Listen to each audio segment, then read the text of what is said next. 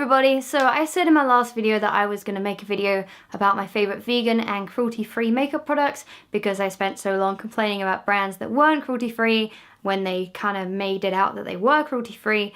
I have my box here of all of my favourite stuff, and I would have this in some sort of order like foundations and primers or whatever, but I've tried filming this many times before and it's never gone right. So just allow me to list off these products in no particular order, and at least it's something, right? The first product I have is the Flawless Matte Perfecting Powder by Barry M. There you go. This is basically just a pressed powder. You can use this as a really light foundation or like a setting powder, although I would say it's kind of more yellow toned. It doesn't really suit my skin tone that much, but I'm pretty sure it will in the summer when I tan a little bit.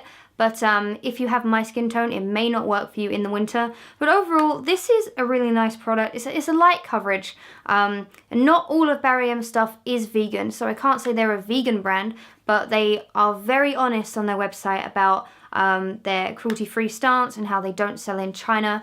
And most of their products are vegan. If you go on their website and click on the ingredients, most of them will say vegan, which is really, really good. It does come with one of those really rubbish sponges. I suggest you just take the sponge and then throw it away.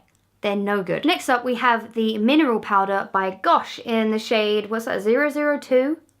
Yeah, 002.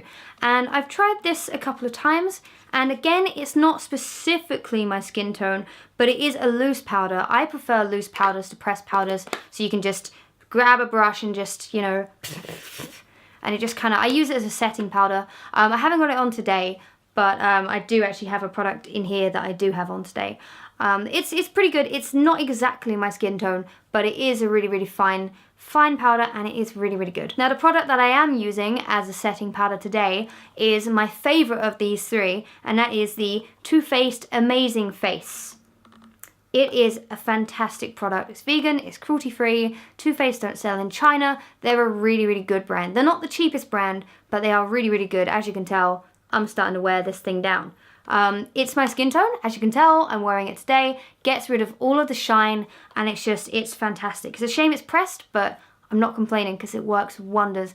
It's really, really good. If you can get any pressed powder that is vegan and cruelty-free, I definitely recommend this one. Now, speaking of Too Faced, I actually have the blushing bronzer here. This is called Soulmates, and it's in the shade Carrie and Big. You can get Carrie and Big, and then Ross and Rachel, I think, which is like more of a pinky kind of tone for the blusher. This is more like a coral tone. I haven't really used this blusher too much because I'm trying to get through my old Topshop one at the minute. But the bronzer itself is really nice. It's really light though, so you can't really use it for contouring. I'm actually still using my Kat Von D Shade and Light palette, but unfortunately one of the things in there is not vegan, apparently, but she's trying to work that out. But yeah, you need a few coats of this if you're going to use it as a bronzer, as a contouring. But if you're just using it as a bronzer, a normal bronzer, it works really, really well. It's just such a shame that they've included the blusher because I prefer to just grab a big blusher brush and brush it all over. And I feel like with this, you kind of have to use your finger to use the blusher, and I'm not a massive fan of that. I like big blushes where I can just, you know, I'm a very dramatic kind of person. I need to fluff it on my face, not sort of pat it on, you know. But overall, it's not a terrible product. It's not my favourite, but as a vegan and cruelty-free alternative, it's pretty good. I have a couple of eyeshadow palettes here. The first one is by a brand that loads of you guys recommended to me, and for ages I couldn't find it in the high street. If you're trying to find it in the high street, look in TK Maxx. I'm talking about ELF, or ELF. I'm pretty sure it's pronounced ELF. This is a completely vegan, cruelty-free brand, and their products are really, really wonderful. They're not like amazingly good because I guess it's because they're so cheap. They don't really invest in the best quality for their ingredients, but overall, if you're looking for a safe brand, these are really, really reliable. This palette has pretty much all of the neutrals that you could ever want, plus some brights that I'm never going to use. Can you imagine me with blue? Nuh-uh. And like I said, they're also really cheap. So anyone that says, oh, well, if you want to go vegan and cruelty-free, you need to, you know, pay so much money. You really don't. If you can find ELF, you can order it online as well. I suggest going in TK Maxx because they also do discounted prices on cheap stuff. you know, it's great. Win-win. ELF is a really, really good make. The next one is the Sleek Makeup Eyeshadow Palette in Vintage Romance. If I open this up for you. There we go. We have some really, really nice shades in this one.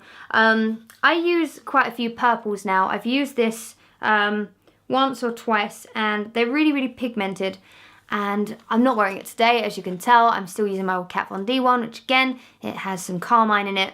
Carmine is made from crushed beetles, so not vegan. But this doesn't have any carmine in it. It has mica instead. I just feel like these shades are really, really good. I really, really like Sleek makeup. I think they're a really fantastic brand, and there are some more things in here as well. Sleek aren't 100% vegan, but they are cruelty-free. They don't sell in China. They don't test in animals. And I'm hoping that one day Sleek will go 100% vegan, because then I will just be shouting it from the rooftops. And finally for eyeshadow, we have the Too Faced Matte Eyeshadow Collection. This is a really cool palette, although you don't get many shades. Obviously Too Faced is not the most, it's not the cheapest brand. I have used this a couple of times. I think I used the neutral shades, and they're quite weak actually. They're not too pigmented. You'd think they'd come out really strong, but they actually don't. What is cute is that it comes with these little cards that slot in here that tell you how to do the certain eye looks. Which is nice, but it's not really necessary.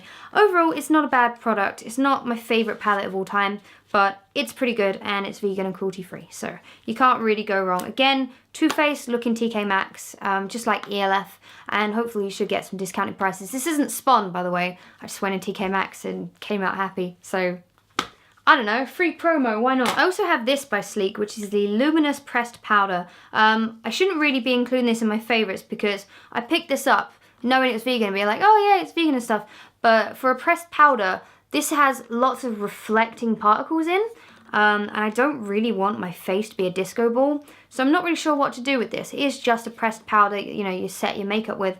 But there's so much shimmer. I guess you could just use it on your cheeks, but obviously you'd have to find a pressed powder that has the same shade. I don't really know, but that was in there, and it wasn't meant to be in there, but I thought I'd talk about it anyway. Another thing from Sleek is the brow kit. There are loads of brow kits you can get, like from Benefit and Makeup Revolution, that are really, really good.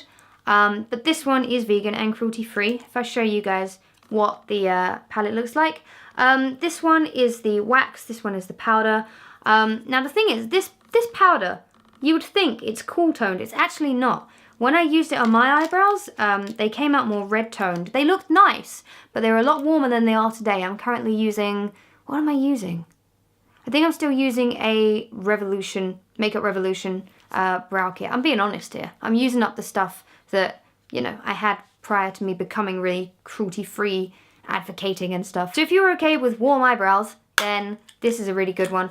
Otherwise, I don't really know. I haven't found any other eyebrow kits that are vegan and cruelty-free that I really like. Next, I want to talk about the only concealer in this video because it's the only one I use, and it's pretty much been the only one I've used for quite some time now. Now that I've stopped using the Rimmel Wake Me Up concealer, which isn't vegan or cruelty-free, but it is a really good concealer. I'm not going to take that away from it.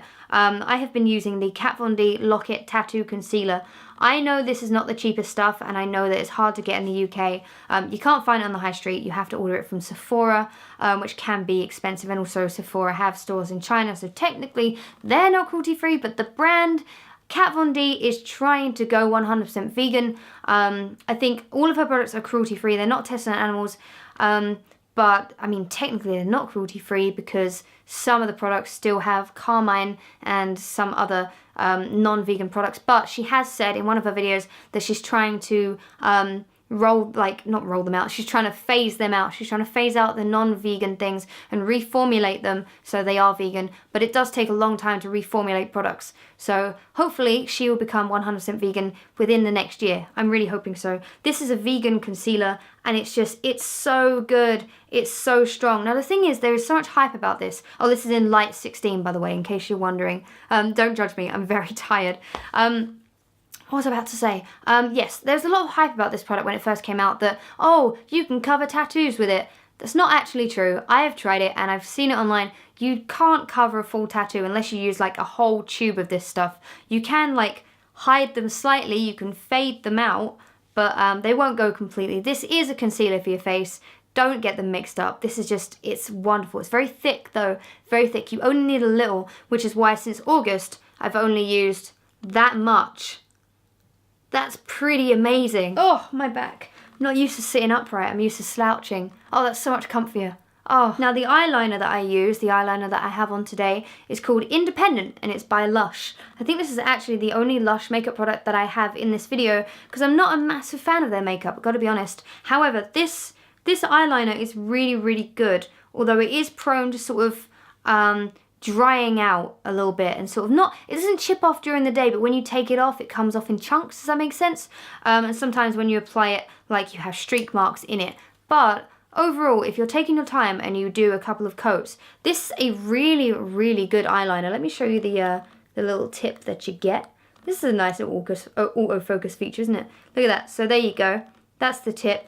You can tell it's kind of a bit splodgy. There's kind of a few little blobs of eyeliner on there, so it's not the best pen in the world, but I mean, it does the job for me. And the tip bends as well, so you have a lot more freedom with it. Also, you can get the pens by Barry M. I used to use them a lot when I was a kid, not even knowing they were vegan or cruelty-free. You know those little like triangular sort of pyramid-shaped eyeliners, and it's like a felt tip pen. They're also really, really good, and they're vegan as well, I believe. Next, we have the Gosh #Foundation Drops in 002. This is obviously a foundation. I would say about this, I picked this up because this seemed to be the closest thing to my shade. It's not.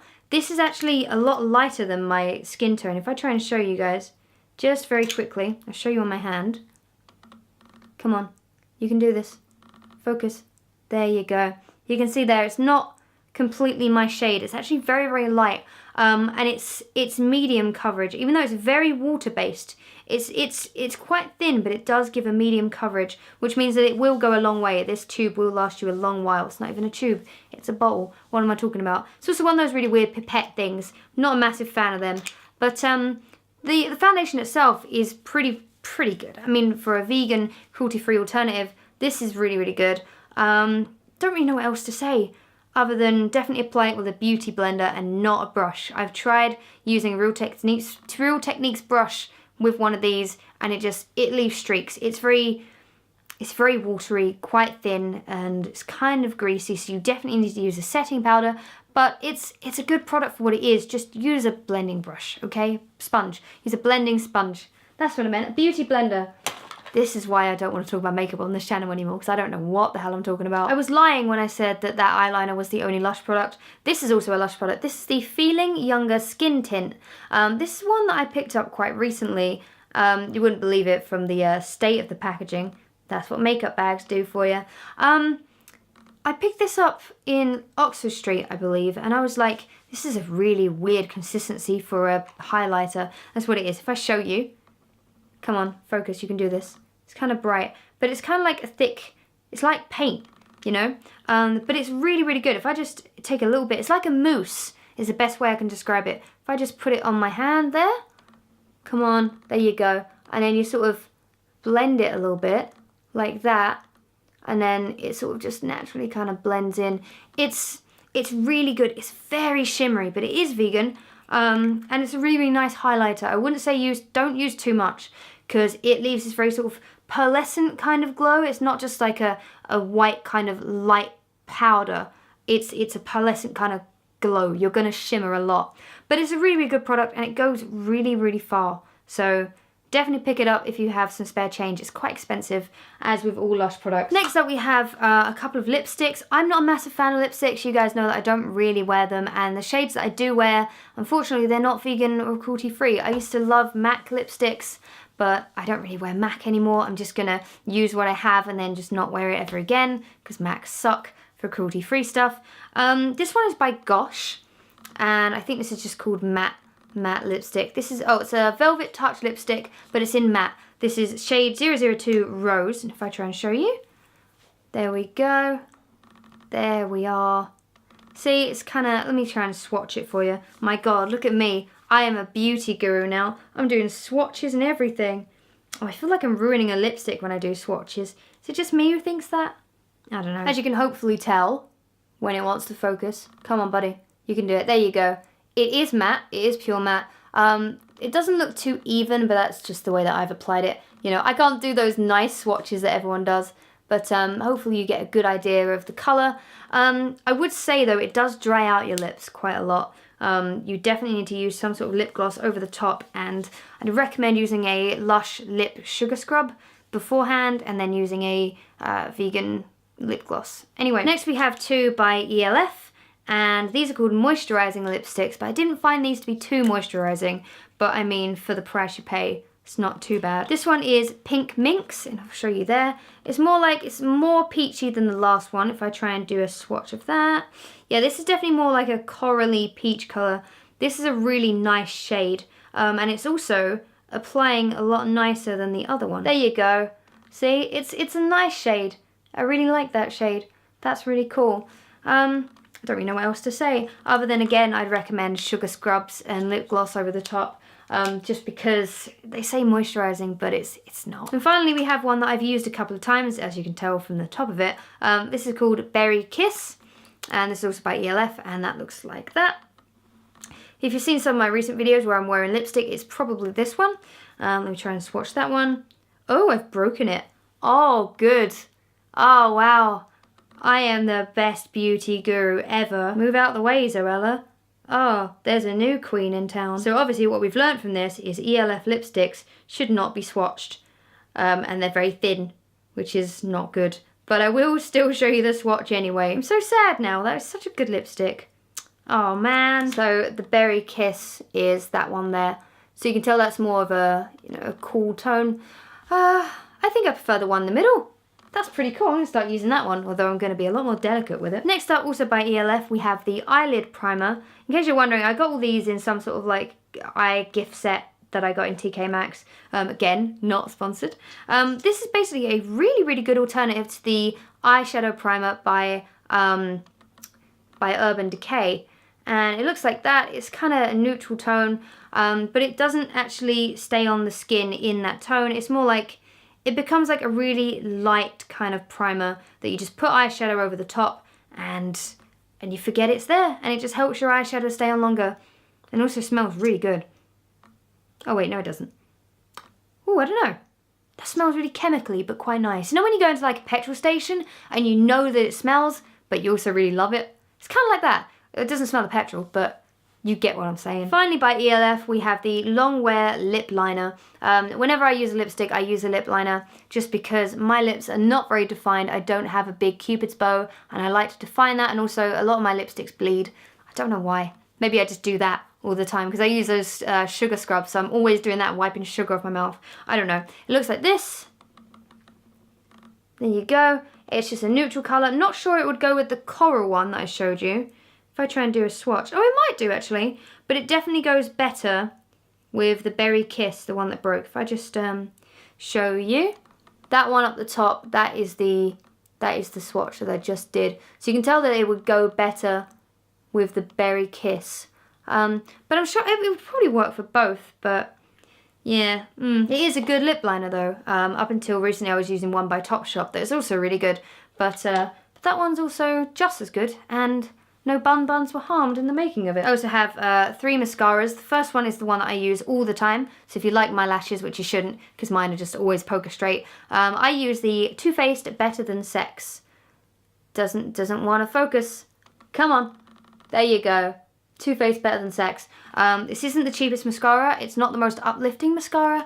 It won't give you loads of volume and loads of body. It's kind of like an everyday mascara, which is not what you'd expect from something called Better Than Sex. But it's really, really good. The wand is really cool. I really love the shape of the wand. It's kind of fat, thin, fat. As you can tell though, it does get quite clumpy. Why are you not focusing now? There you go. You can tell there's lots of clumps on the brush, especially towards the tip. You do get some clumps when wearing it, so be prepared for that. But it is a really nice mascara. I really like it, and that's proven by the fact that I wear it every time I wear makeup. The last one is one that I was actually a little bit disappointed by. It's okay, it works, but it's one of the most expensive brands in this entire video, and it's kind of underwhelming. It's by Pacifica. You can get Pacifica in Whole Foods and Tesco. This is the Stella Gaze Length and Strength Minimal Mascara, and it is Supernova. That's the shade. Basically black. It's got nice pretty patterns, but it was like 16 quid, I think, maybe 12 quid, I don't know, but it was quite expensive. If I show you guys the tip, I don't like the shape of this wand at all. Not a fan. I don't like that it just goes thin, fat, because then like it's harder to kind of get the angles you want. You know, you end up like spilling it everywhere. I don't know, I wasn't too impressed.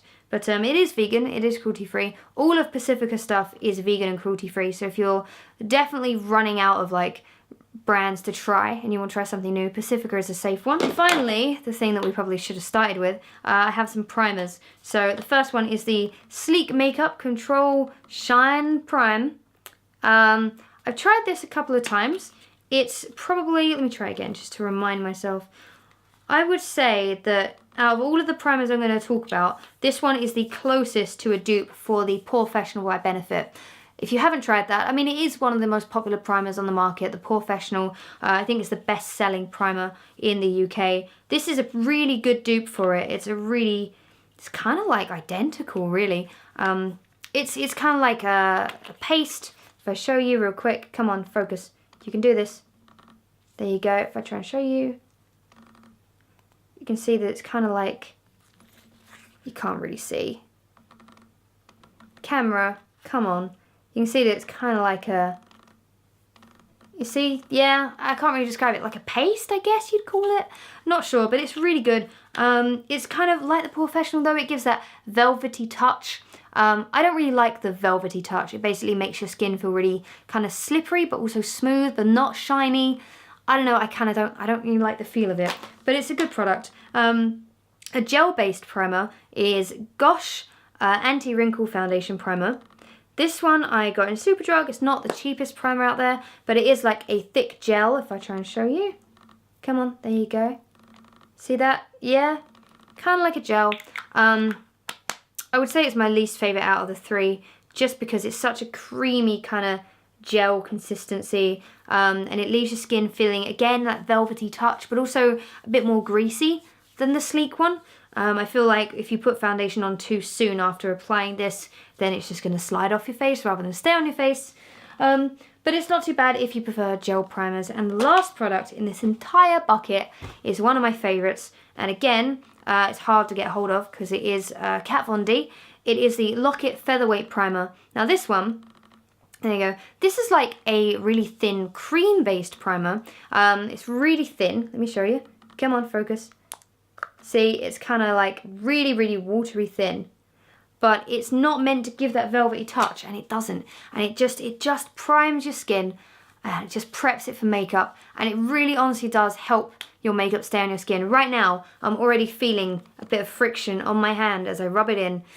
Sounds a bit rude, doesn't it? So it really does help your makeup stay on your face. It's what I use pretty much all of the time for my makeup, as you can tell by how much I've used. I really like this product. So, whew, that was a lot of talking. I'm sorry if I bored any of you.